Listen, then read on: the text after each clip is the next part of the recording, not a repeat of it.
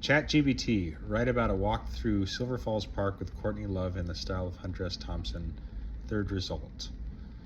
The sun was high in the sky as I arrived at Silver Falls Park with Courtney Love, a woman of many talents and a force of nature herself. She was dressed in a black leather jacket, denim shorts, and combat boots, exuding an air of rock and roll rebellion that could not be ignored. The park was a sight to behold with its lush greenery and towering waterfalls. The sound of rushing water echoed through the forest as we set out on our walk. Courtney led the way, her pace brisk and determined. The air was thick with the scent of pine and damp earth. I could hear the crunch of leaves underfoot as we made our way deeper into the forest. Courtney talked animatedly about her love for nature and the power it had to inspire her music and art. As we approached one of the waterfalls, the mist from the cascading water hit us like a wall. Courtney let out a whoop of delight, throwing her arms wide and twirling around in the mist.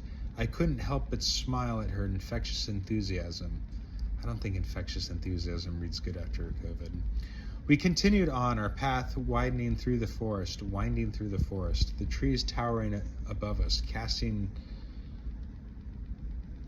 dappled shadows on the forest floor. I could hear the distant call of a bird, the rustle of leaves in the wind. Suddenly, Courtney veered off the path, her eyes fixed on something in the distance. I followed her, my heart pounding with excitement. We emerged into a clearing, and there it was, a majestic buck, its antlers gleaming in the sun. Courtney approached the buck slowly, her hand outstretched. I could feel the tension in the air as the buck regarded her warily. But then, to my amazement, it lowered its head and nuzzled her hand. Courtney let out a cry of joy, her face lit up with a radiant smile. As we continued our walk through Silver Falls Park, I couldn't help but marvel at the power of nature to inspire and uplift.